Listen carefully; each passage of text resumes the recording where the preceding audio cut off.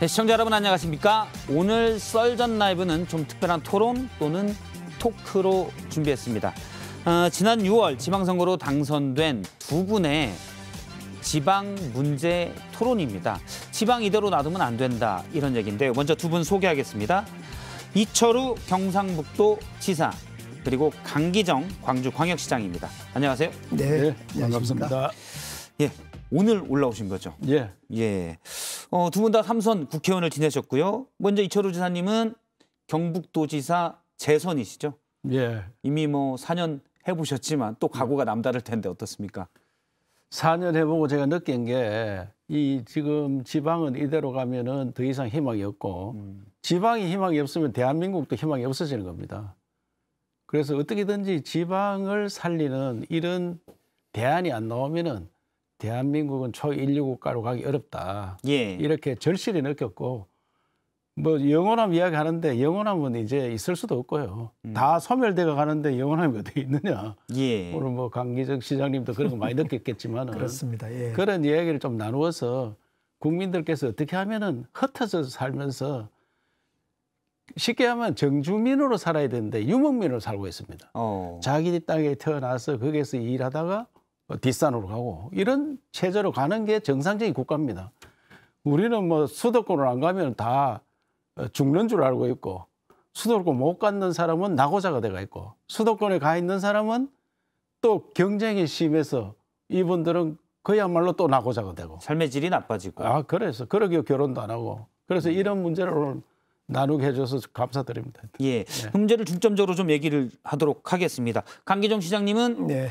뭐 국회의원도 하시고 청와대 정무수석도 하셨는데 이제 시장은 처음이시죠? 한 달 남짓 했습니다. 소감이 어떻습니까? 책임이 무겁죠. 이제 청와대에 있을 때 제가 청와대 1년 8개월 있었는데 청와대에 있을 때도 일은 됐는데 그때는 이제 비서실장도 있고 대통령도 결정권자가 있는데 이 지자체장이란 건 제가 최종 결정을 해야 되니까 엄청난 그 압박이 오더만요. 그래서 그 책임이 좀 무겁고 다행히 제가 청와대에 있을 때 자치 균형 발전, 분권 자치 재정 뭐 이 분권과 균형 발전 쪽에 그 정무수석 업무여서 그때 전국 상황을 좀 봤는데 실제로 시장의 업무가 지금 한 달 좀 넘었는데 해보니까 이거 정말 균형 발전 정책 없이는 지자체장들이 할 일이 없을 것 같아요. 똑같은 이철우 우리 선배 예. 지사님 말씀하고 전적으로 공감됩니다. 원래 두 분 다 국회에 계셨을 때 저도 뵀는데 그때 보면 이제 민주당 쪽에 좀 강성이셨고 강기정 의원은 싸움딱이지. 이철우 지사님도 아니 우리는 그 정도는 아니고 그 싸움딱 정도는 아니었어도 그런데 지금 각자 영남과 호남의 대표적인 단체장을 제일 맡고 계시니 기억이 나면 국회의장 단상에 탁 올라갈 때 그 사진은 왜 그때 그 안 좋은 기억을 또 소환합니까? 아니 사라지질 않아요. 워낙 강하게 탁 올라가서. 그러니까 우리 지사님께서 말씀하셨는데 지금은 진보 보수도 없고 영호남도 없고 뭐 민주당 국민의힘 이것도 사실은 정말 시장을 해보니까 오직 수도권 집중이냐 대전 이남의 우리 균형 발전이냐 이것밖에 없더라고요. 예. 두 분이 어떻게 보면 다른 당의 핵심 인력이셨는데 핵심 인물이셨는데 지금은 영남 호남도 없고 네. 이거는 지방과 수도권의 문제다. 지방이 살기 위해선. 제가 사실 이 말씀을 드린 게 대기실에서 또 방송 시작 전에 두 분이 너무 가깝게 그 얘기들을 하셔서 다시 한번 환기를 했습니다. 그럼 본격적으로 지방 문제를 이제 얘기할 텐데요. 오늘 토론 또는 토크는 크게 두 가지 주제로 할 예정입니다. 앞서 말씀드린 소멸하는 지방 문제 어떻게 풀어야 될지 그리고 현안에 대한 얘기도 조금 준비를 했습니다. 두 분 토론이 끝나면 또 이성대 기자가 진행하는 뉴스 썰기도 예정대로 할 예정입니다. 먼저 첫 번째 주제 영상으로 보겠습니다.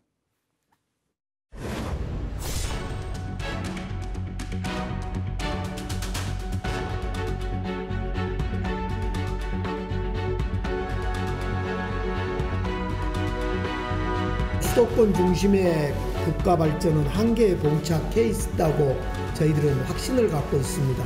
균형 발전 3.0 시대를 열어가는 데는 여야도 없고 영호남도 없다는 것이 제 생각이라는 말씀 드립니다. 대한민국은 지금 수도권 병이 걸려서 서울에 안 가면은 마치 낙오자 비슷하게 이렇게 바뀌었습니다. 이 병을 고치지 않으면 대한민국이 어떻게 더 앞서갈 수 있느냐.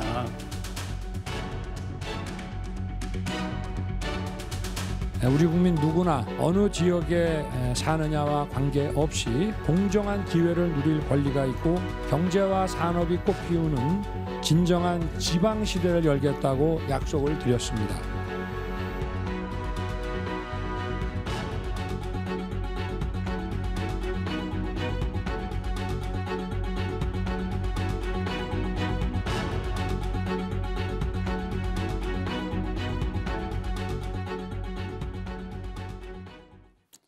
예, 오늘 첫 번째 주제는 사라져가는 지방으로 잡았습니다. 앞서 영상에서 봤는데요. 두 분 단체장님이 아마 가장 구체적으로 피부로 가깝게 느끼실 것 같습니다. 지방의 소멸 좀 지방이 위축되면서 현재 어떤 문제들이 있는지 먼저 이철우 지사님부터 좀 얘기를 해주시겠습니까? 예, 우선에 활기를 잃었죠.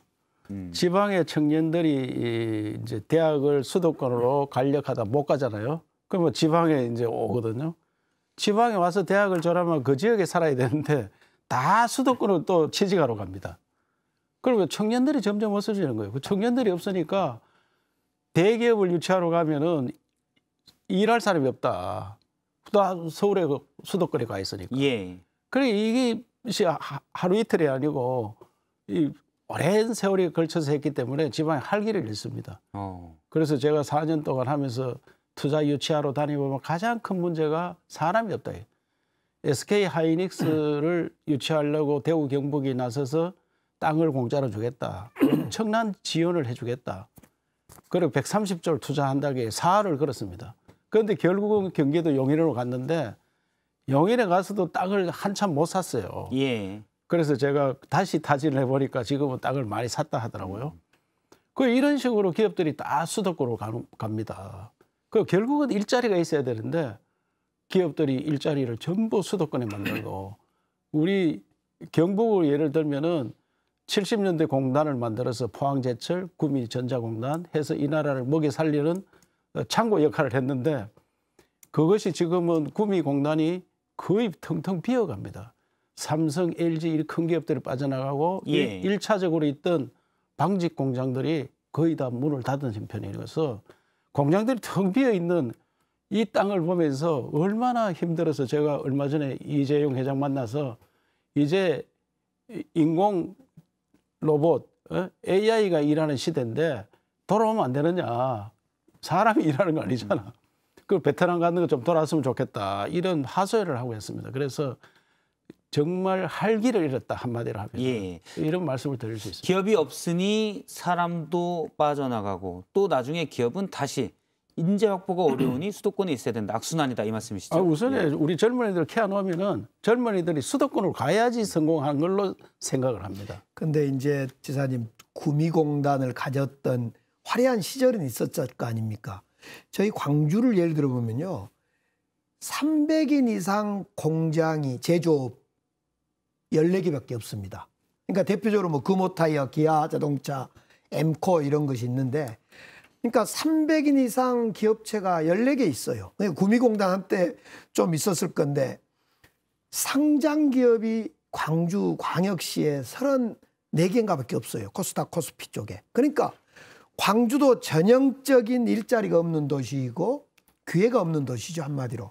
또 하나는 재미가 없어요. 저희들이 이번에 윤석열 후보가 대선 때 얼마나 그랬으면 복합 쇼핑몰도 없는 도시다, 광주가. 그래서 제가 지금 그걸 만들어 보려고 합니다만 전형적인 기회가 없는 도시, 재미가 없는 도시, 노잼 도시. 그래 제 슬로건을 이번에 대면서 기회도시 광주라고 했습니다. 오죽했으면. 그래서 기회를 좀 만들어 봐야겠다. 창업이라든가 청년 창업 등으로 해서 기회도시를 만들어 봐야겠다 하는데 그래도 한때 구미공단이라도 유지해 봤는데 저희들은 그런 재미도 없습니다, 사실은. 광주면 호남의 대표 도시인데도 불구하고 없어요. 여기에서 네네. 좀 말씀드려야 될 게 광주만 놓고 보니까 뭐 300개 기업이 14개밖에 없다 그러는데 또 여수라든지 광양이라든지 이런 데는 공장들이 많이 있잖아요. 목포 이런 데는. 그렇습니다. 광양 쪽이 그래서 좀 우리나라가 가장 잘못된 게 이 정책이에요. 직할시를 만드는 거. 제가 경북 도지사를 해보니까 대도시 중심으로 점점 발달해 가는 거예요. 대도시는 교육 문화를 하고 인근 지역은 생산 단지가 되는데 이걸 똑띠가 강주, 전남 구분하고 대구, 경북 구분을 하고 또 뭐 부울경도 마찬가지고요. 그러다 보니까 도시 발전이 늦어지고 여기에 수도권에 더 쏠림 현상이 생긴 거예요. 여기에. 예. 그래 지금이라도 제가 볼 때는 그 500만 단위 정도로 뭉쳐야 돼요. 행정구역 개편이 필요하다는 광주만 자꾸 이야기하니까 광주는 전남에서 먹고 사는 게 광주도 사실상. 예. 대구도 GRDP는 전국의 꼴찌지만 경북하고 대구하고 놓고 보면은 우리가 생산을 엄청 많이 해도 살기는 대구가 더 잘 살아요. 개인당 GDP는 대구가 높습니다. 경북보다. 예. 왜? 이 알짜배기는 다 와서 경북에 생산해가 살기는 대구가 사는 거예요. 광주도 마찬가지예요. 그렇습니다. 예. 예. 지금 뭐 청년들의 유출도 심각하다고 그러는데 뭐 구체적으로 뭐 사례나 이런 것들이 좀 있습니까? 보시기에는 느끼시는 피부로. 아니 느끼시는 통계에 예. 대학을 지방에서 졸업한 대학생들이 졸업하고 매년 10만 명씩 수도권으로 옵니다. 매년. 예. 그건 통계가 나와 있습니다. 저희들은 작년 통계가 순 청년 인구로 20대 중심으로 뽑아보니까 2,500명이 광주에서 이제 전남에서 말씀하신 대로 언론 사람도 있고 또 빠져나간 사람이 있는데 순 감소가 한 2,500명 작년에는 그리고 그전에는 한 3,000명 가량 됐더라고요. 전체 인구가 한 6,000명이 줄어드는데 1년에 총 유입되고 나가는 사람이 한 6,000인데 그중에 절반 이상은 청년들이에요.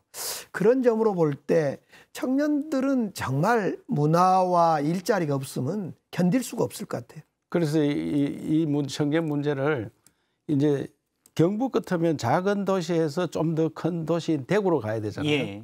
대구로. 원래 계층 이동이 작은 도시에서 좀 더 큰 도시로 그다음에 광역시로 그다음에 이제 서울로 가든 외국에 가든 이래 가는데 대구가 경북보다 청년들이 더 많이 빠져나갑니다. 인구가 우리나라 제일 인구 많이 줄는 데가 부산입니다. 그다음에 대구 이런 데입니다. 경북도 물론 줄어들지만 그래서 이 통계를 보면은 광역시는 불어나야 되거든 사실상은. 예. 근데 광역시가 힘을 잃었어요. 네. 부산, 대구, 그건 광주 절실히 느껴집니다. 예. 이런 데가 힘을 잃었어요. 네. 그렇기 때문에 중심지가 없어지는 거예요. 광역시라고 하면 사실은 부산, 울산, 대구, 광주, 대전. 대전 등 네. 각 지역의 중심 도시들이잖아요. 근데 뭐 강기정 시장님이 잘 아시겠지만 중심 도시의 인구가 빠지는 원인은 어디에 있을까요? 하나는 이제 그 예전 같으면 저희들이 대학 다닐 때 80년대만 하더라도 그 대학의 거점 대학, 국립대학 같은 경우가 좋았지 않습니까? 그래서 예를 들어 광주면 전남대가. 광주의 전남대 같은데 저도 전남대를 다녔습니다마는 우리가 돈이 없거나 실력이 모자란 사람은 조금 부족한 둘 중에 하나는 지역 거점대에 가서 당당히 다녔고 또 그렇게 다니면 좋은 기업들도 취업도 하고 그랬는데 지금은 일단 거점대가 거의 위기이고 거의 맥을 못 추고 있으니까 첫 번째 이제 그런 점이 있고 두 번째로 이제 이 분명히 물가가 지방이 더 쌈에도 불구하고 문화적 향유할 그 문화적 공간이 없으니까 서울로 수도권으로 집중하고 있다. 이 점이 참 아픈 대목이죠. 이것은 근데 이걸 지방자치단체에게 좀 맡겨둬서 어떻게 해보라는데 이건 불가능할 것 같아요. 우리 선배님 계시지만은. 제가 이 문제 때문에 이제 국회에 있을 때 개헌 특위를 했었어요. 개헌을 하는데 우리 당 간사를 했는데 예. 어떻게 하면은 지방의 재정을 좀 튼튼히 하겠느냐. 국세를 지방세로 넘기자. 지금도 국세를 지방세로 넘기는 걸 정부에서 많이 하고 있습니다. 그걸 해보니까 어떻게 되느냐. 수도권은 점점 더 커지고 광역시 정도는 본전이 되고 우리 도 단위는 완전히 손해보는 거예요. 그래 하면. 예. 국세를 지방세로 넘기니까 이 재정이 안 됩니다. 그래 해도. 또 부자인, 예. 지역 개발이 튼튼한 서울이나 경기도 그래서 제가 몇몇 도시들은 부유해지지만 그렇지 않은 도시들도 많다는 오히려 거죠. 더 손해를 보는 거예요. 그러다 보니까 지금도 우리 소비세 관련하는데 수도권에서 우리 지방 도시를 좀 줘라. 이렇게 수도권에 가서 부탁을 했단 말인데 그래서 방법은 제가 그때 연구한 거는 재정을 같이 공동으로 모아서 인구 비례, 땅 넓이 또 균형 발전도 이래서 통으로 돈을 줘야 돼요. 그리고 광주시장님한테 1년에 막 5조면 5조를 주겠다. 이걸 뭘 해봐라. 이렇게 돼야 되는데 이름을 다 적어가 주니까 중앙에 있는 사고방식으로 일을 하는 거예요. 중앙에. 그러니까. 자기한테 맞도록 해야 되는데. 우리 최근에 박형준 부산시장님이 그런 이야기를 저한테 하는 것을 들었어요. 청와대에 있을 때는 못 느꼈는데 부산시장을 해보니까 균형발전이 너무 절실하더라. 예. 이런 이야기를. 과거 인천 송영길 시장도 그런 이야기를 했고 저야 이제 균형발전 정책을 갖는 정무수석을 해놔서 그때부터 좀 느끼긴 했습니다만은 직접 해보니까 절실해요, 정말로. 예. 예. 기재부에서 재정은 다 틀어지고 통제하지요. 행정 직제는 행안부에서 통제하지요. 도대체 말만 지방자치시대지 이것이 뭐 기재부하고 행안부의 나라가 딱 돼 있어요. 저는 그래서 선거만 해놨지 예. 과거의 임명제보다 더 못한 게 현재예요. 과거의 임명제는 자기들끼리 한 팀이 돼가지고 부탁을 하면 좀 돌아가는데 네. 지금은 그때보다 더 못한 지방자치를 하고 있다. 지금은 예를 들어서 지방세, 대표적으로 뭐 재산세 같은 게 있잖아요. 네. 재산세를 받으면 그건 그 해당 지역에서 뭐 광역자치단체, 기초자치단체가 나눠서 쓰는데 어차피 지방의 경제 기반이 안 돼서 그걸로는 살림이 안 되니 이철우 지사님 말씀은 전체를 다 국세로 걷어서 네. 각 지역에 맞게 나눠줘라라는 네. 말씀이신 거예요. 지금은 운동장이 너무 기울어졌는데 네. 기울어진 운동장에서 너끼리 살아봐라. 그건 불가능한 이야기예요. 어느 정도 평평하게 되고 난 다음에 경쟁을 시켜야 되지. 지금은 경쟁할 수 없는 단계에 와 있어요. 그런데 이제 거기에서 핵심은 인구수, 면적 등 재정 자립도 등으로 정확히 해줘야 되는데 지금 돈 주는 방식은 인구수가 제1번 기준 아닙니까? 그 예타 제도이기도 하고. 예. 그래서 저는 개인적으로 예전부터 예타 제도를 예타 면제를 많이 해줘야 된다. 예타가 안 나온 건 사람이 없기 때문에 안 나오고 안 나오다 보니까 또 투자가 안 되고 이거 선순환이 안 되는 그렇죠. 거죠. 예. 예. 면적 기준은 제가 대기실에서 들었는데 경상북도가 제일 크다. 그렇죠. 우리는 손해죠, 광주 같은데. 아니 면적 이제 지방 균형 발전도 인구비 이런 같이 봐야 되죠. 예. 예. 그러니까 국회의원을 인구 수를 뽑으니까 수도권 국회가 됩니다 앞으로. 그렇죠. 점점 수도권 늘어나죠. 예. 이거 예. 큰 문제가 있는 거죠. 예. 뭐 원인을 해결하는 방법에 일단 재정 지원이 1번이 돼야 된다라는 이철우 지사님의 말씀이 있었고 또 다른 부분이 있습니까? 저는 이제 제일 아쉬운 것이 진단을 해가면서 이번에 이제 반도체 문제를 보고 저는 영호남이 반도체 동맹을 맺어서 수도권 집중에 싸워야 된다 이런 얘기를 했는데 이 산업부의 발표 반도체 투자 용적률을 높여주겠다 이렇게 발표했어요. 그다음에 교육부에서도 인재 양성에 대해서 문을 열겠다. 이 두 가지의 발표를 보면서 아 이것은 지방 보고 죽으라 그러구나. 이제 더 이상 지방에 무슨 기업 투자할 이유가 없어지구나. 그런데다가 저는 그 윤석열 정부에서 지방시대위원회 그동안엔 국가균형발전위원회 자치분권위원회나 있어서 법률로 이렇게 좀 해왔는데 이것도 지금 무력화시켜불고 지방시대위원회를 대통령령으로 만들어서 이걸 하겠다 그래서 아, 이 윤석열 우리 정부에서는 지방정부 시대는 끝난 건가 정말 고민되더라고요. 아니 이거는 윤석열 정부는 어느 정부보다도 지방을 위한 정부가 될 거예요. 왜냐하면은 네. 인수위 만들면서 지방균형발전 TF를 만드는 게 그렇죠. 처음이에요. 그렇죠. 처음이고 또 국정과제 6대 국정지표에 대한민국 어디에 살든 살기 좋은 지방시대 열겠다. 또 목표를 딱 정했고요. 그렇죠. 그 지방시대위원회는 앞으로 그동안 균발이라든지 자치분권위원회가 제 역할을 못했어요. 그 행정부처에 비해서는 그냥 심의만 하고 많은 그런 형태인데 이거는 행정기구화해서 자체적으로 집행을 할 수 있고 지방시대위원장을 부총리격으로 격상해가지고 장관들 위에 있어야 되지 장관들 밑에 있는 그런 조직은 안 됩니다. 그래서 제가 강력히 요청을 해서 지방시대위원회 이걸 제대로 역할을 할 수 있도록 하겠다. 행정위원회처럼. 예, 행정위원회를 만들어야 돼. 그러면 대찬성이. 그래서 우리 정무수석 해보시겠지만은 심의하는 기구와 행정위원회가 차이가 많이 납니다. 자문기구로는 안 됩니다. 안 됩니다. 그래서 이거는 또 격도 부총리 격으로 높여서 그렇게 할 걸로 믿고 그래 한다고 해가 되겠느냐. 저는 정말 잘하려고 하면 헌법 개정을 해야 돼요. 그렇죠. 헌법 조항을 어떻게 넣어야 되느냐. 제가 연구를 해보니까 딱 이래 돼야 됩니다. 중앙정부는 지방정부가 할 수 없는 일만 한다. 지방의 일을 다 할 수 있도록 만들어야 돼요. 우리 앞에 있는 소나무, 앞에 있는 강, 그걸 내가 관리 못하게 돼가 있어요. 이걸 국가기관에서 다 내려서 관리하는 거예요. 예. 산림청에서 와서 하고 환경청에서 하고 다 내려와 있어요. 국가기관들이. 지방자치란 것은 그 주민들을 행복하게 살도록 안전하게 살도록 하고 교육 문제를 우리가 알아서 해야 되는데 교육위원회 따로 있고 또 중앙기관 다 내려와 있고 도지사는 선거해놓고 감나라 대초나라 다 하고 그래서 지방이 우리나라 발전 못하는 이유가 특색이 하나도 없잖아요. 예. 예. 제가 덧붙일 거 없어요. 똑같은 생각이에요. 거의. 일단 제가 지금까지 들어보니까 네. 지방이 너무 소외되고 이거 제도적으로 바뀌어야 된다라는 동의하시고 윤석열 정부의 지방 정책을 평가할 때는 약간의 의견 차이가 아직은 좀 있었습니다. 아니 예. 우리 강 시장님이 그 내용을 정확하게 아직 예. 지방시대가 발족이 안 됐거든요. 발족되면은 확실히 달라지는 모습을 보일 거라 저는 생각합니다. 좋습니다. 뭐 기대해 나겠습니다. 예. 지방시대위원회는 그래도 균형발전위원회는 법률에 근거한 위원회고 예. 자문위원회로서 한계가 있지만은 이 지방시대위원회는 청와대령으로 대통령령으로 갔기 때문에 훨씬 현재 모습은 더 약해져 있습니다. 저는 지사님 말씀처럼 이 지방시대위원회가 제가 볼 행정위원회로 가고 행정위원회 가는데 제가 볼 때는 현재 정부 조직법을 바꿔야 되는데 현 구도상 못 바꾸고 있잖아요. 한 가지는 그때 가면은 법률 기구로 만들 거예요. 저는 대학의 권한을 지방 정부에 넘긴다라는 행정 권한 재정을 넘기겠다는 국정과제를 윤석열 정부가 하길래 대박수를 치고 제 광주시의 직제에 교육국이라는 걸 뒀어요.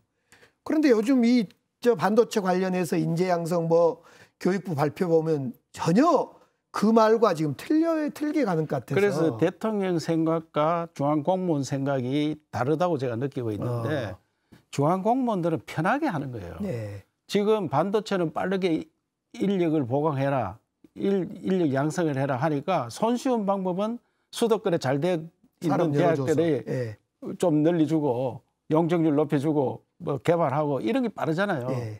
그래서는 쉬운 길로 가면 나라 망하는 길로 가는 거죠.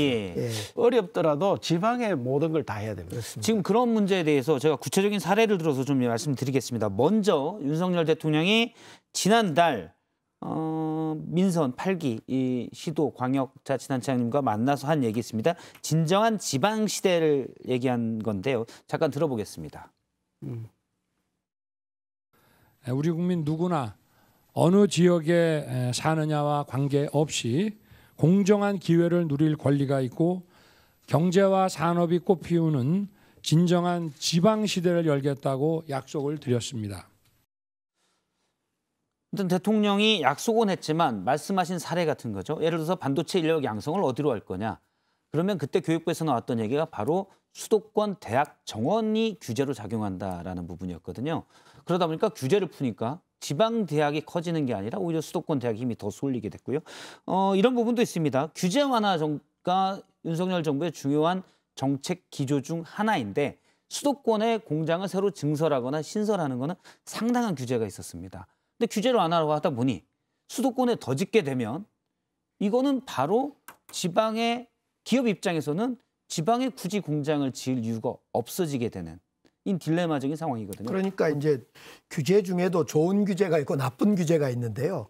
수도권 규제, 수도권 정비법으로 우리 딱 규제해 놓은 이 수도권 정비법으로 해놓은 이 규제는 좋은 규제니까 지켜야 되고 좋지 않는 규제는 풀어야 되겠죠. 산업을 발전시키는 규제 이런 건 풀어야 될 건데 예를 들면 저는 반도체 예를 들어보면 지금 첨단 산업이다 반도체다 오늘이 사실은 첨단 전략산업법이 시행되는 첫날인데 이런 반도체를 어떻게 볼 건가 관점의 문제인데 진짜 지방화 시대로 가려면 반도체라는 것은 산업이자 교육이자 균형발전 정책의 지렛대 상징이거든요. 그러면 이 반도체 산업 정책을 추진할 때는 과감하게 지방을 살리는 반도체 산업 정책으로 가져야 된다고 봅니다. 제 경험이 하나 있는데 제가 청와대에 있을 때 아까 SK 하이닉스 용인에 120조 투자할 때가 제가 격렬히 사실은 반대를 했어요. 왜 용인에다 투자하고 그 용인에다 투자하려면 국무회의 의결로 갔어야 돼요. 용인에다 투자하고 인재 양성을 위한 계약학과를 왜 수도권 대학에 하냐. 지방대 좀 하자. 그리고 지방에 땅값 사니까 내려가자 그랬는데 그 그 내부에서 제가 졌지요. 그러니까 쉽게 말해서 용인에 투자를 하게 됐는데 어쨌든 그때 제가 그 예. 추운 날 그렇죠. 데모 많이 했습니다. 그렇습니다. 여러 사람 모여가지고 우리가 땅도 주고 다 주겠다. 특히 구미는 예. 땅을 그때 280만 평 공단을 만들어놨는데 전혀 안 팔릴 때예요. 예. 그래서 그때 했는데 그때 수석한테도 많이 그렇죠. 찾아갔죠. 그때 저도 이제 같은 의견이었고 대통령한테도 여러 번 이야기하고. 그래서 우리 문재인 정부의 아픈 대목이 균형 발전 정책을 과감하게 못했다. 이게 사실 아픈 솔직한 그 평가하면 아쉬운 대목이고 아픈 대목이죠. 그래서 윤석열 정부의 과제이기도 하죠. 그래 윤 대통령은 지방 어디에서나 똑같은 그런 지방 시대를 열겠다고 했는데 네. 저는 지방 시대 안 열면 이 나라 더 발전 못합니다. 네. 그래서 저출생 문제는 서울병입니다. 수도권병입니다. 네.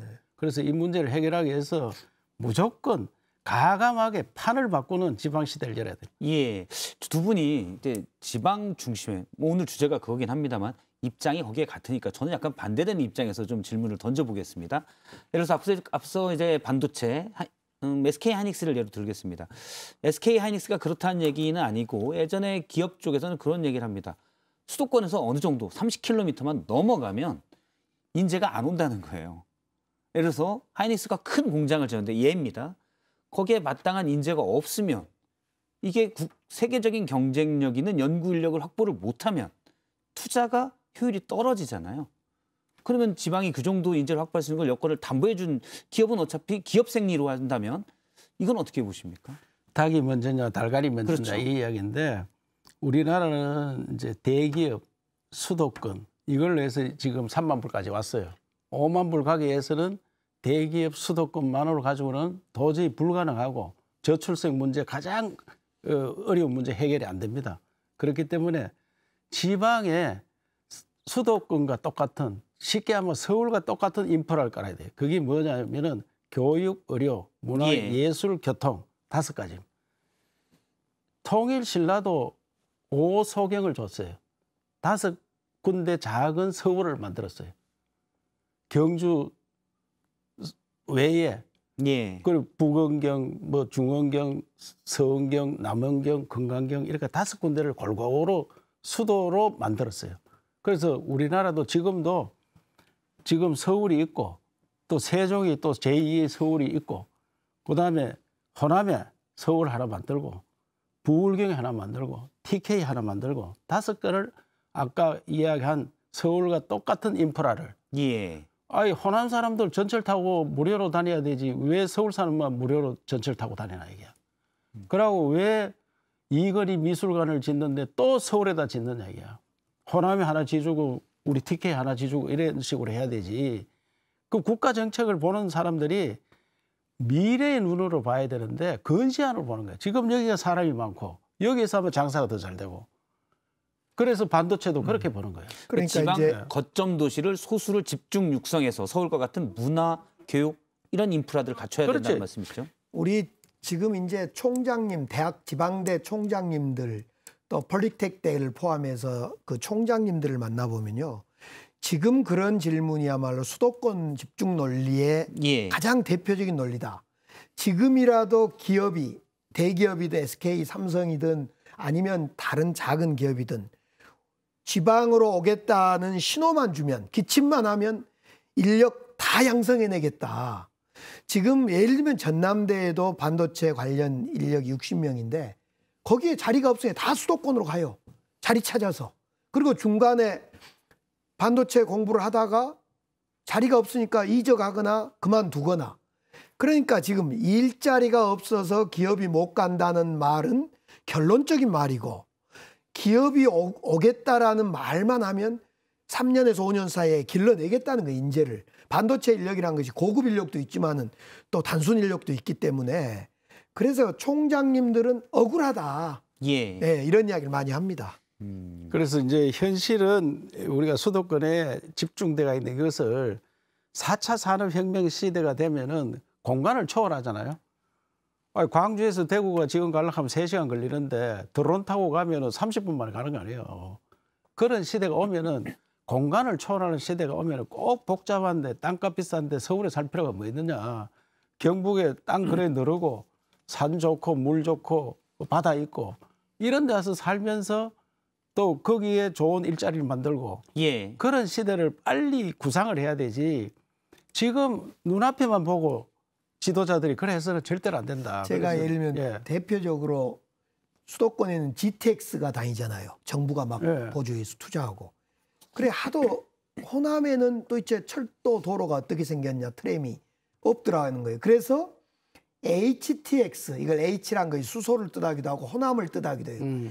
HTX를 정부에서 만들어주라. 제가 이런 이제 상징적인 한번 시위를 한 적이 있는데 왜 GTX만 수도권에 깔아주냐. 깔아주니까 또 오고 교통이 편리하니까 수도권으로 모이고 지역은 사람이 없으니까 에타에 안 나오니까 HTX 같은 걸 못 만들어주고 이런 참 어찌 보면 이 정부 정책이 뭐 저희들도 국회의원도 하고 청와대도 있어서 할 말이 없습니다만은 조금 문제가 있는 것 같아요. 예, 사실은 압도적인 선 투자가 예를 들어서 메가시티 위주로는 돼서 인프라가 돼야 사실은 기업들이 제 생각은 그래요. 기업들이 뭐 국익을 생각할 일은 저도 예전에 기업을 많이 출입해 보면 별로 없습니다. 그리고 기업은 이제 자기 생존과 이익을 위해서 움직이는 사실은 정체성이 그러니까 그런 선 투자가 먼저 돼야 되지 않나. 인프라가 그렇죠. 돼야. 그거는 그러면 중앙정부에서 큰 결단을 해야 되는 거 아닌가요? 그것이 이제 이번에 오늘부터 시행하고 있는 첨단 전략산업 소위 법이 오늘부터 시행되는데요. 그런 법들을 적용할 때 전국을 동등하게 그 조건을 붙여서 응모를 하면 안 됩니다. 이것은 예를 들면 대전 이남만 응모해라. 예. 그러면 대전 이남 중에 영남이 잘하면 영남이 되는 거고 호남이 잘하면 호남이 되는. 그래서 제가 반도체 영호남 동맹을 만들어서 수도권하고 싸우자 이런 얘기를 했는데 그래 놓으니까 우리 광주 분들이 뭐라 하시냐면 호남 분들이 야 호남도 먹고 살기 힘든데 영남하고 손잡았다가 다 뺏긴 거 아니냐. 그래서 아닙니다. 우선 영호남이 가져와 놓고 영호남이 싸웁시다. 영호남이 가져가 또 반 갈라. 그렇죠. 예. 그래서 제가 가지고 오면 반 갈라 들 테니까. 지금은 그러니까 두 분 말씀은 사실 예전에 영호남 갈등들이 있었는데 그게 아니고 수도권과 비수도권의 갈등이다. 그렇습니다. 갈등도 아니고 일방적으로 당하고 있죠. 일방적으로 당하고 있다. 그렇죠. 중부지방은 어떻습니까? 예를 들어 충청. 여기에는 요즘 그래도 충남은 인구가 많이 옹기가 오는 지역이지 그거는. 거기까지 옹기가 여기는 완전히 영원하면 그렇죠. 냉기고. 세종시 오고 천안 중심으로 대전까지는 그래도요. 수도권의 온기가 조금은 미치지. 사람도 늘어나고 있고 천안의 선거구가 지금 4군데가 됐습니까? 천안이 3군데인가 4군데가 됐어요. 원래 지역구 한두 개 있다가 지금 많이 늘었어요. 인구가 많이 늘었죠. 천안까지는 온기가 따뜻한. 아니 GRDP가 경기도가 1등, 서울이 2등, 경북이 3등이었어요. 통상. 그다음에 경남 4등. 그다음에 5등이 충남 이래 갔는데 지금 완전히 충남이 독보적으로 3등이 되었어요. 그렇죠. 인구도 늘고 GRDP도 늘고. 저희가 사실 지역의 화해라는 주제도 조그맣게 준비를 했었습니다. 영원한 갈등 문제를 다루려고 했는데 대기실에서 두 분과 얘기해 보니까 그런 거 없다. 우리의 적이란 표현 안 썼지만 수도권이 가져간 자원을 우리가 좀 가져와야 된다. 그런 거 안 다뤄도 된다. 이렇게 얘기를 하셔서. 영원한 갈등이 어떻게 생겼느냐. 이제 뭐 여러 가지 이유가 있겠지만은 우리나라는 인구 통계가 거의 없었어요. 우리 조선 시대 이전에. 조선, 고려, 뭐 신라, 백제, 고구려 할 때 통계가 거의 없었습니다. 추측이지. 49년도에 대한민국 수립하고 인구 통계를 처음 냈어요. 내니까 대한민국 2016만 명인데 경북이 321만 명이고 서울이 144만 명이었어요. 경남이 우리보다 한 10만 명 적고 그다음에 10만 명 적은 게 전남이고 그다음에 전북이 그보다 좀 많이 적고 그런 차례대로 됐어요. 그래서 호남이 그 당시 500만, 2천만 중에. 그렇죠. 500만. 그리고 영남이 한 640만. 둘이 합치니까 57% 되는 거예요. 이분들이 66년부터 서울로 왔어요. 그래서 서울에 와서 보니까 호남은 지금 많이 빠져나가 있고 영남은 딴 데 들어가지고 인구가 좀 불진 안 하고 줄었고 비율로 하면은 대구 경북은 81년대 500만인데 이제 500만이 깨졌습니다. 대구 경북이. 그런 형편인데 그래서 서울에서 뭘 좀 해보려고 하니까 영남하면 호남이에요. 그래가 갈등이 있었는데 이제는 뭘 해보려고 하면 다 수도권 사람이에요. 그렇죠. 다 수도권 사. 예. 그래서 이제는 영남 호남이 싸운다 하는 건 있을 수 없고 밥도 못 먹는 사람인데 뭘 싸움을 한단 말이야. 힘이 있어야 싸우지. 그렇죠. 이제는 제가 볼 때 광주와 뭐 영남, 호남 막 이렇게 민주당, 국민의힘을 대표해서 싸우는데 어쩔 땐 억울할 때가 있어요. 저도 이렇게 곰곰이 이제 지자체장이 되고 보니까 우리를 이용해 먹는 거 아니냐. 민주당이 혹시 우리 이용해 먹는 거 아니냐. 싸울 때만 최전선 해놓고 싸움 끝나면 그냥 5.18 이야기 앞세워놓고 싸움 끝나면 아무것도 없는, 챙겨주지 않는 이런 억울함도 좀 있더라고요. 여긴 어차피 우리 텃밭이다 이렇게 그런 것도 있고. 경북도 그렇습니까? 우리가 그렇게 많이 당했지. 예. 사실. 우리는 사실 박정희, 전두환, 노태우, 뭐 이명박, 박근혜 한 40년 정권을 잡았는데 제일 오지가 경북이 많습니다. 그렇죠. 안동 제가 같은데. 동서화 포럼을 했거든, 국회의원 때. 했는데 김대중 대통령이 생가도 가고 박정희 대통령 생가도 왔는데 우리 전남의 국회의원님들이 우와 보고 깜짝 놀랐어요. 이렇게 발전이 안 됐나 이게. 뭐 했냐, 몇 번을 집권을 하고. 그러니까 그동안 뭐 했느냐 이거야. 그래 그때 집권했을 때 너는 좀 양보해라. 그때는 참고 기다렸어요. 그런데 이제 더 이상 기다리려고 하니까 골마 터질 판이야 지금.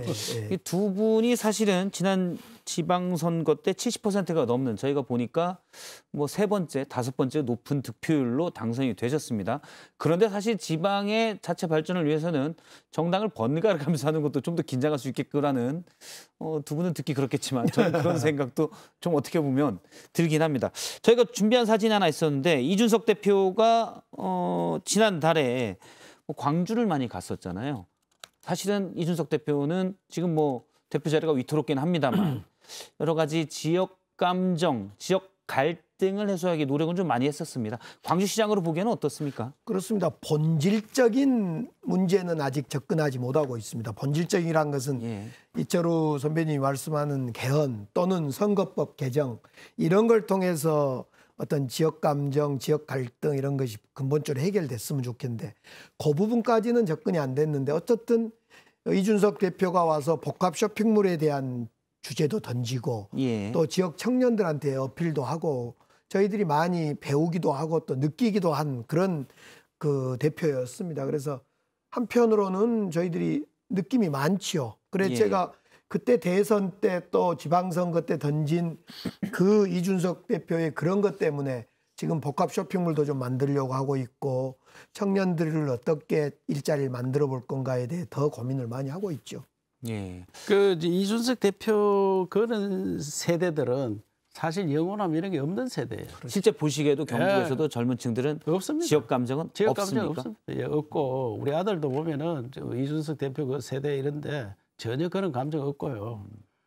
그런데 이준석 대표가 호남에 가서 워낙 대접을 잘 받으니까 30%까지 득표하겠다 막 이래 호언장담했잖아요.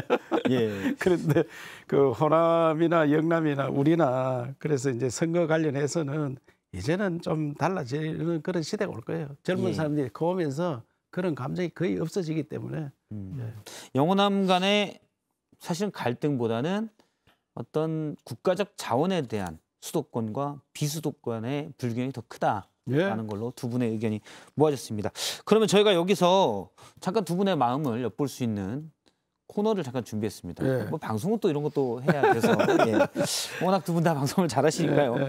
저희가 OX 편말을 드렸는데요. 제가 짧게 질문을 드릴 테니까 고민하지 마시고 바로바로 들어주시기 바랍니다. 첫 번째는 나는 가끔 중앙정치에서 잊혀진 기분이 든다. OX를 들어주시기 바랍니다. 이철우 지사님 혹시 컨닝하신 건 아니죠? 아니, 조금 주저하셨어. 아니 들다 보니까 어느 게 뭐 맞는지 몰라가지고. X.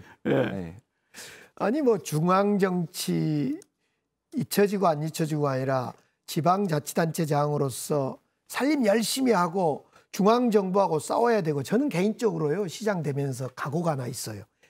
여차하면 민주당 지도부하고 대판 싸워야 되겠다는 각오를 막 다집니다. 진짜 광주를 부탁해라고 말했는데 광주를 만약 버리겠다 하면 또는 버리는 느낌이 들면 그냥 대판 싸워보려고 지금 각오를 다지고 있습니다. 그 혼자는 안 됩니다. 그래서 시도지사들이 모여서 정말 헌법 개정하자, 법률 고치자. 그다음에 투자 잘못하는 장관들이 있으면 우리가 그 사람들을 탄핵을 하겠다. 네. 이렇게 과감하게 나가야 돼요. 좋습니다. 저는 전적으로 밀겠습니다. 중앙 공무원들이 안 움직입니다. 예. 그래서 예. 내가 오늘도 그 메타버스 이런 걸 관련해서 문화부 이래 만나면서 담당 국장님이 통화를 했어요. 사고가 중앙식이냐 지방식이냐 물어봤어요, 제가. 그런데 중앙에서 뭘 하려고 하는 사람들이 지방을 이해를 못합니다. 그러니까. 그거 가서 예. 천마디 얘기입니다. 사람 있나 이겁니다. 사람 있나. 야, 우리도 다 서울에 있었지. 뭐 우리 원래부터 여기만 있었던 게 아니잖아. 예. 국회의원도 다 하고 다 했는데 예. 왜 사람이 없나 이게.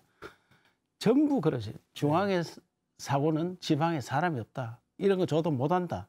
이런 예. 예. 저도 사실 지방 출신인데 얼마 전에 제가 그 고향에 잠깐 갔었는데 지방에 나름 있는 도시입니다. 큰 도시인데 구시 가지는 1층 상가들이 다 임대더라고요. 그래서 아, 지방이 정말 힘들구나 이렇게 느끼긴 했습니다. 사실 산업이 있고 뭐가 일자리가 있어야 돈이 돌지 않습니까? 그런 생각이 좀 들고요. 하나 제안을 하면 조금 있으면 국회 예산철인데 두 분이 스크럼을 짜고 국회 앞에서 지방 살려라고 하면 일단 사진 기자들은 다 찍을 것 같습니다. 제가 어깨 동무하시고 딱 하면 지방 살리기 포럼 했었는데 예. 이 사진은 찍힐지 모르지만 국회의원들이 호락호락하지 않습니다. 오히려 그러면 결심증 걸립니까? 자기 지역은 챙기지만 다른 지역에 대해서는 관심을 못 두더라고요. 예. 그 예산철에는 각자 국회의원들이 자기 지역만 챙기다 보니까. 자기 지역 거 챙기기도 굉장히 급급합니다, 사실. 알겠습니다. 이거 두 번째 질문 여쭤보겠습니다. 좀 개인적인 건데요. 대통령실, 뭐 국회의원, 하지만 제일 좋은 거는 지방자치단체장이다. OX를 하나 들으시기 바랍니다. 아이, 노. 노예요? 네, 해보니까. 저는 아직 그 안 해봐서 좋은 것 같아요. 아직은 덜 해봐서. 굉장히 힘든. 굉장히. 그래, 할 만한 게 단체장 선배로서는 노다. 할 만한 게 우리나라 단체 지방 분권, 지방 자치를 다시 법을 바꿔서 안 하고는 그래서 교육을 따로 떼놓고 지금은 경찰을 줬다 하지만 경찰 말도 안 되는 거고 예. 그다음에 중앙에 기관이 다 내려와 있고 이게 지방 자치가 아니에요. 해보니까 중앙 정부의 과장들한테 와서 업소하는 게 내 일이더라고요. 물론 그건 전적으로 동감이 되는데 그래도 지방자치단체 장이 결심하면 작은 것들은 좀 바꿔 나갈 것 같아서 저는 아무튼 오를 들었습니다. 알겠습니다. 요거는 약간 지금부터 정치적인 얘기도 좀 해보도록 하겠습니다. 현안에 대한 얘기인데 OX로 한번 먼저 들어가면 솔직히 요즘 우리 당을 보면 두 분 다 이제 삼선 의원 출신이시니까요. 속이 답답하다. 네. 예, OX로 들어주시기 바랍니다. 답답하다. 이건 다 답답합니다. 답답해요. 예. 국민의힘은 진짜 답답하시겠어요. 저희도 답답하기는 마찬가지인데. 네. 약간 약 올리시는 거예요. 아니 저희들도 이제 전당대회를 통해서 새로 뭘 좀 잘 해보려고 이제 으쌰으쌰 하고는 있습니다. 근데 그래도 저희들이 대선 지고 지방선거 지고 아직도 잘 모르겠어요. 당내 민주주의도 많이 악화돼 버린 것 같고. 근데 예. 당 대표 뭐 그러고 최고위원 뽑는데 그 경선이 하나만 하는 경선을 하는 것 같아가지고 이제 그건 당원들을 모독하시는 발언인데. 근데 국힘당은 진짜 답답하시겠어요. 지금 대통령까지 나셔서 잘 좀 해라 그러시던데. 근데 아픔이 있어야지 빨리 성숙한다고. 내가 볼 때는 대통령 초기에 지지율 내려가고 당이 어렵고 이걸 빨리 수습해야 아직 먼 시간이 남았거든요. 그래서 더 빠르게 성장하기 위해서 진통이다 이렇게 생각합니다. 예, 저희가 이제 그 부분을 중점적으로 다룰 텐데요. 두 번째 주제는 지방에서의 훈수입니다. 예, 두 분 다 중진 여야의 중진 의원들을 하셨기 때문에 사실은 지방의 문제는 정치 현안과도 다 연관이 돼 있지 않습니까? 그래서 그 부분을 좀 얘기를 하도록 하겠습니다. 출범 100일 앞둔 윤석열 정부에 대한 평가를 먼저 좀 들어보면 대구 경북에서는 어떻습니까? 원래 대구 경북은 보수 지지층이 좀 더 많지 않았습니까? 예, 우리가 압도적으로 지원해가지고 대통령이 당선됐으니까 누구보다 책임감이 강하죠. 그런데 최근 지지율이 떨어지고 이런저런 혼란이 있는 거 보고 매우 안타깝게 생각합니다. 그러나 초기에 이게 이런 현상이 나타났기 때문에 무척 다행이다. 가가 중간쯤 이렇게 갔으면 어떻게 하겠느냐. 그래서 빨리 신방을 다시 조이 메고 갈 수 있는 계기가 될 거다. 이렇게 생각하기 때문에 우리 지역에서는 좀 더 지켜보겠지만 우리가 잘 하도록 우리 스스로 노력을 해야 된다고 생각해요. 우리 스스로.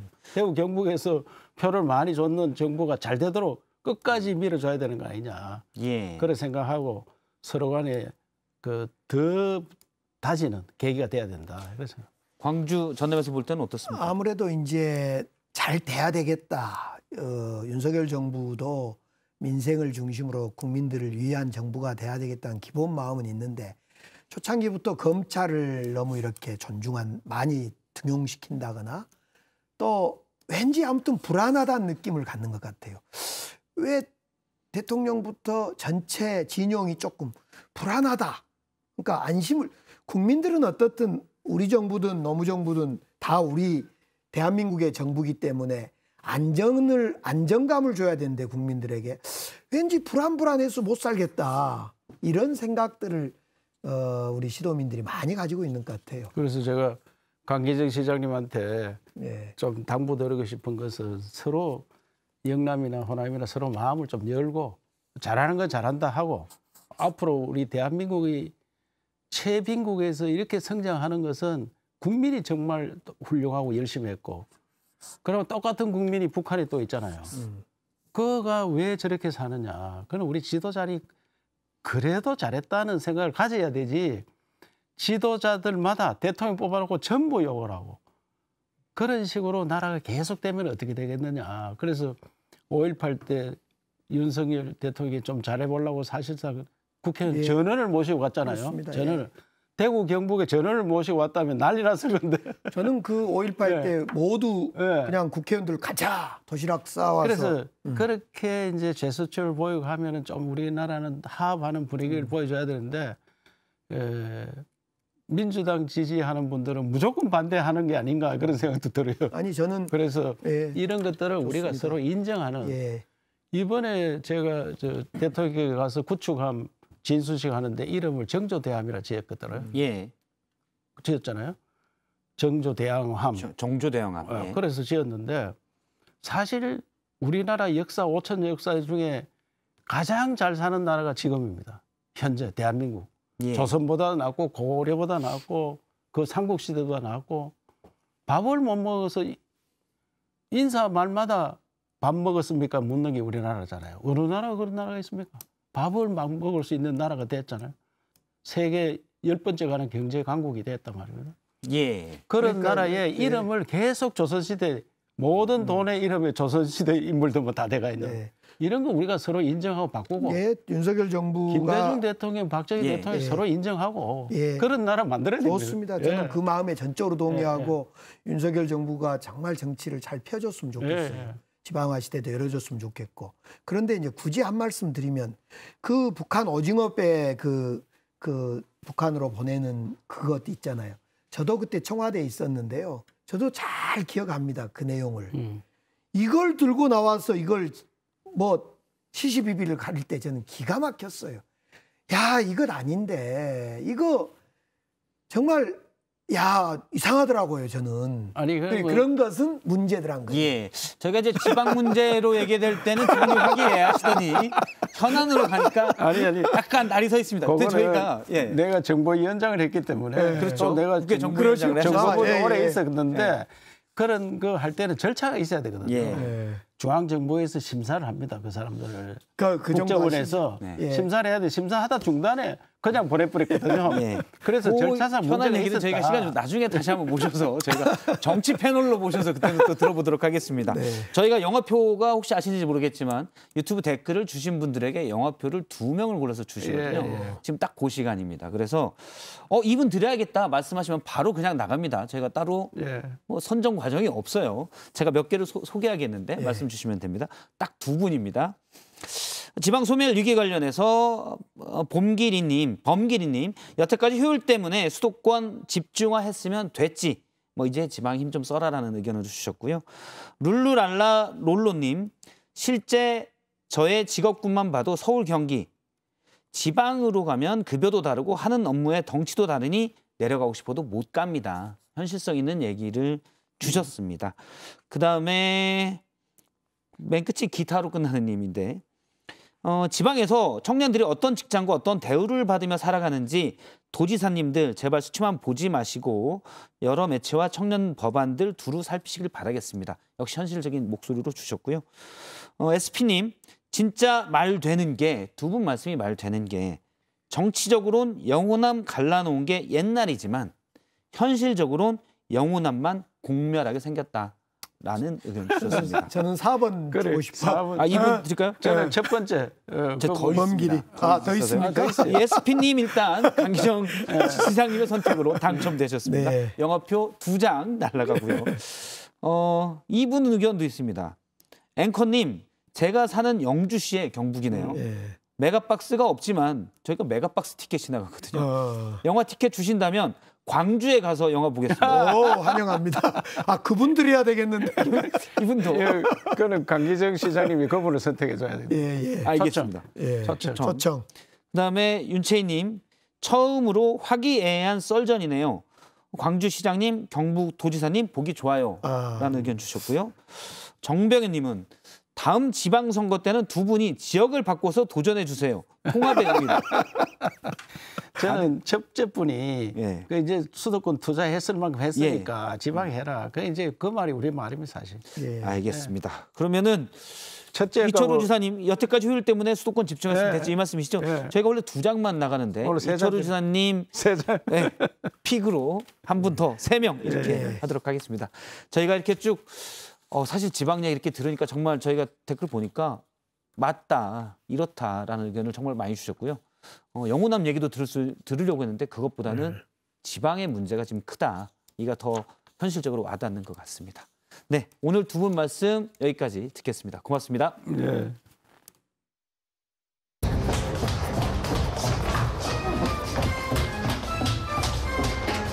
선배, 서너 시간 변경된대요. 몇 시? 8월 1일부터 3시 50분 썰전 라이브.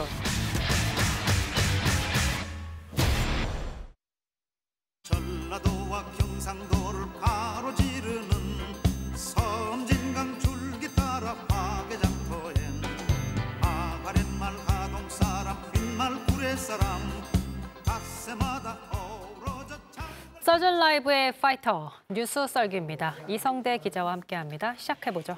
네, 오늘 준비한 자료 바로 보겠습니다.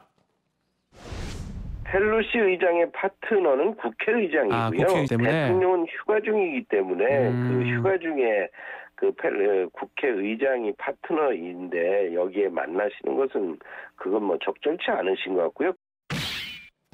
만나기 전엔 그렇고 만나기엔 그렇고 전화만. 자, 오랜만에 이제 글로벌 이슈이자 외교 안보 썰기입니다. 아시아 순방 중인 미국의 낸시 펠로시 하원 의장이 지난밤 도착을 했습니다. 이제 우리나라에서 국회의장을 만나고 저녁엔 일본으로 떠나는데 하루 종일 뉴스에 헤드라인을 장식하고 있어요. 네, 그렇습니다. 말씀하신 것처럼 오늘 오전에 김진표 국회의장 또 여야 원내대표단과 이렇게 접견을 했고요. 또 곧바로 JSA도 방문을 했습니다. 그 잠시 전에 들어온 소식인데요. 지금 휴가 중인 윤석열 대통령과 만남 여부가 하루 종일 관심사였는데 결국 전화통화를 하기로 결론이 났지 않습니까? 네. 잠시 전에 두 사람이 40여 분 동안 전화통화를 했고요. 자, 이 통화에서 윤석열 대통령이 포괄적인 전략 동반자 관계를 계속 가져가자 얘기를 했고 펠로시 의장은 윤석열 대통령에게 휴가 중에 시간을 내줘서 감사하다라고 대답을 했습니다. 자, 그러니까 애초에 윤 대통령과 펠로시 의장의 공식 면담 일정은 없었습니다. 그럼에도 이제 깜짝 만남이 이루어지다 관심이 커졌던 건 일단 그 펠로시의 행보와 그 위상 때문인 건데 미국 역사상 최초 여성 하원 의장이자 미국 서열 3위인 사람이에요. 그렇습니다. 간단하게 좀 설명 좀 드려야 될 것 같아요. 말씀하신 것처럼 대통령 다음, 부통령 다음 하원 의장 서열 3위인데 사실상 부통령보다도 더 어떤 영향력이 크기 때문에 서열 2등이다라고도 얘기를 합니다. 근데 우리나라로 치면 국회의장과 좀 비슷하지만 미국의 의회는 힘이 세지 않습니까? 그래서 그 영향력은 훨씬 크다라고 분석을 해볼 수 있는 거고요. 특히 이제 과거에 트럼프 정권 시절에 이제 민주당 소속의 낸시 펠로시 의장이 상당히 그 정치적인 대립을 했던 장면들이 많이 유명합니다. 자, 대표적으로 그 유명했던 장면 제가 한번 좀 직접 가져와 봤는데 이게 언제냐면 2020년 초에 그 트럼프 대통령이 의회에서 연두교서를 발표하는 장면입니다. 자, 보시는 것처럼 서열 1, 2, 3등이 다 있는데 자, 펜스 부통령은 상당히 그 애정어린 눈빛으로 쳐다보지 않습니까? 하지만 펠로시 의장은 상당히 뭐 심드렁하게 그 연설문 보고 있고 딴짓하고 있는 모습. 이거 제가 그때 그 미국 연수하던 시절에 생방송 TV 뉴스로 밤 10시에 보다가 상당히 인상적이라서 제가 한번 찍어서 가지고 와봤습니다. 아, 그래서 화면 제공이 예. 이성대라고 되어 있군요. 이렇게 써먹네요. 또 써먹고 예. 나중에 또 써먹을 수도 있어요. 자, 당시에 이제 연설이 끝나고 연설문을 찍거나 조롱하거나 이제 박수를 보냈던 그 퍼포먼스가 전 세계적으로 화제가 된 적도 있습니다. 특히 이 펠로시 의장이 한국에서도 영향력이 큽니다. 뭐 대표적으로 2015년 방문했을 때 이 펠로시 당시 하원 의원이었죠. 자, 아베 총리에게 위안부 문제 사과하라라고 당당하게 이야기를 한 적이 있어요. 우리나라에 와서. 그리고 또 트럼프 대통령 아시죠? 주한미군을 빼겠다, 감축하겠다 끊임없이 얘기를 해서 아예 법으로 주한미군을 유지하는 법을 체결해버렸습니다. 그래서 트럼프의 레임덕을 오기도 했었는데요. 이렇게 우리나라와도 직접적인 그 정책들을 많이 했던 그 펠로시 의장이고요. 그래서 상당히 좀 반가운 느낌이 들었습니다. 제가 연수 갔을 때. 역시나 그래서 제가 이제 미국 의회 투어를 했었는데 지나가다 보니 자, 스피커 오브 더 하우스라고 얘기를 합니다. 미국 하원 의장은 낸시 펠로시 방이 있길래요. 들어가려고 했더니 써 있어요. 들어오지 말라고. 그래가지고 그냥 사진만 찍었는데 뭐 언제 써먹을까 했더니 오늘 써먹네요. 공식적인 업무로만 들어갈 수 있다라고 표시가 되어 있네요. 그러니까 한마디로 낸시 펠로시 하원 의장을 정리해보면 지한파이다. 그래서 이제 윤 대통령이 만나지 않은 게 더 이슈가 되고 있기도 하고 한미 동맹을 강조해왔기 때문에요. 근데 그렇다면 만나지 않은 이유가 뭘까 궁금해지는데 그냥 휴가 때문이라고 표면적으로 얘기를 하는 건 아니잖아요. 휴가 때문이라는 얘기를 표면적으로 했습니다. 자, 휴가 중인데 굳이 행정부도 아닌 입법부의 수장을 만나는 게 뭐 외교적으로 관리에 맞지 않다라는 식의 이야기를 했어요. 자, 이렇게 얘기를 했습니다. 어제 대통령실에선 자, 펠로시 방한이 대통령 휴가와 겹쳐서 만남 일정을 잡지 않았다. 어쨌든 펠로시 한국 방문 환영합니다. 환영을 하면서 김진표 국회의장과 협의해서 많은 성과가 있길 바란다. 이렇게 얘기를 했어요. 그러면서 또 동아시아 순방 일정도 잘 마무리하기 바란다. 그러니까 마치 좀 행운을 빈다라는 느낌의 뭔가요? 제3자 관찰자 시점에서 얘기를 하고 있는데 참고로 대통령실은 외교안보의 컨트롤 타워지 않습니까? 상당히 좀 약간 한 발짝 떨어져서 어제 이야기를 했습니다. 자, 그러니까 표면적으로는 이유가 대통령이 휴가 중이기 때문에 의전 서열상 또 국회의장과 맞기 때문이다. 이런 적절한 설명을 하고 있습니다. 설명이라고 강조를 하고 있습니다. 하지만 다른 이유가 사실 있을 것 같은 게 지금 한미 무역 미중이죠. 헷갈리네요. 미중 무역 갈등이 있기 때문이 아닐까 싶기도 해요.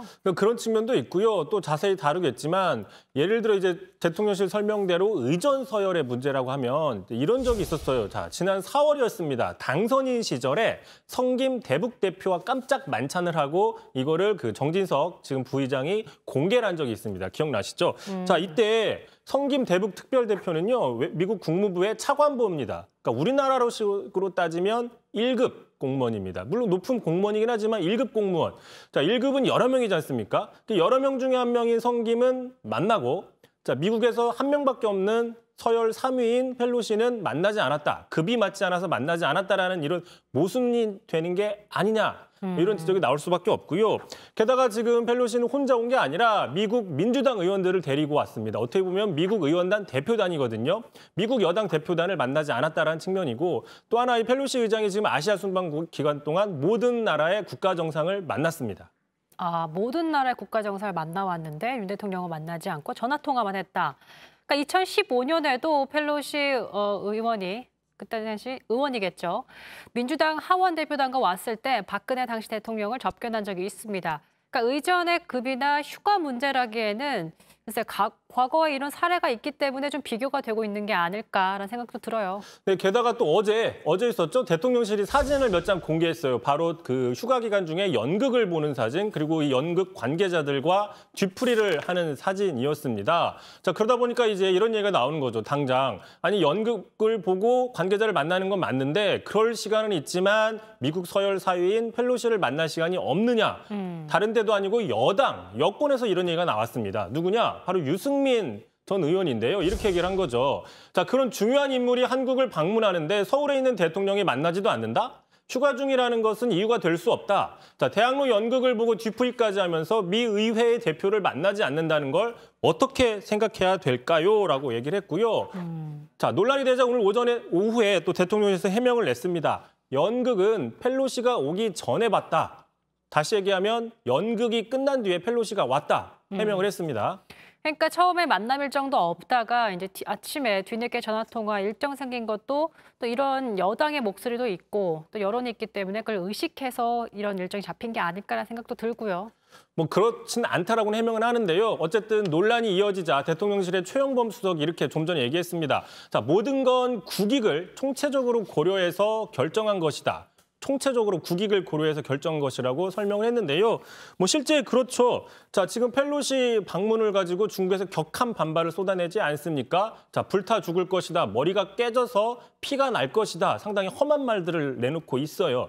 자, 우리 입장에서는 이 펠로시위가 촉발한 미중 갈등의 이 격한 소용돌이에 끼지 않는 게 나쁘지 않죠.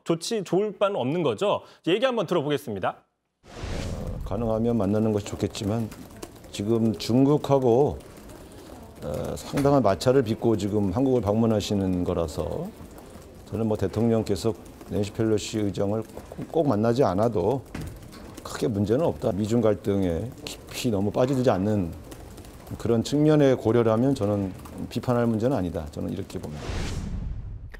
자, 앞서 보신 것처럼 이렇게 이례적으로 아무래도 중국 관계를 중요하신 민주당에서 대통령에 대해서 좀 비판이 아니라 칭찬하는 목소리를 내기도 했어요. 뭐 민주당이야 아무래도 중국 관계를 중시하니 말씀하신 것처럼 그런 측면이 있는 건데 자, 하지만 윤석열 정부 집권 이후에 어떻게 얘기했습니까? 자, 문재인 정권 한미동맹을 악화시켰다면서 비판하면서 중국보다는 미국에 밀착하는 더 가까이 가는 노선을 분명히 해왔거든요. 대표적인 게 지난 6월 달에 나토 정상회의 참석한 겁니다. 우리나라 대통령으로는 처음으로 나토 정상회의까지 참석을 했습니다. 네. 자, 미국 중심의 반도체 공급망 참여에도 검토를 하고 있는 측면들도 있는 상황이거든요. 자, 이런 상황에서 정작 이런 정책들을 중요하게 결정할 수 있는 영향력이 있는 미국 서열 3위의 펠로시를 만나지 않는다? 자, 그렇다면 외교 노선에 어떤 수정이 있는 게 아니냐? 그게 아니라면 전략적인 판단이 부족한 게 아니냐? 이런 지적들 나오고 있는 거고요. 네. 자, 다 떠나서 자, 만약에 이전 정부에서 이런 일이 발생했다. 자, 그럼 국민의힘에서 가만히 있었겠느냐? 한미동맹의 가치를 무엇보다도 중요시 여기는 그 보수 정당에서 가만히 있었겠느냐? 뭐 이런 반문도 나옵니다. 자, 어쨌든 지금 미중 무역 갈등이 여파가 우리나라까지 좀 와서 어떻게 해야 될지 사실 대통령으로서 고민이 많을 것 같습니다. 중국과 미국 사이에 껴있는 우리나라 앞으로 노선 어떻게 될지 좀 지켜봐야겠습니다. 이성대 뉴스저기 여기까지 하죠. 수고하셨습니다. 오늘 썰전 라이브 여기까지입니다. 계속해서 정치부 회의가 이어집니다. 시청해주신 여러분 고맙습니다.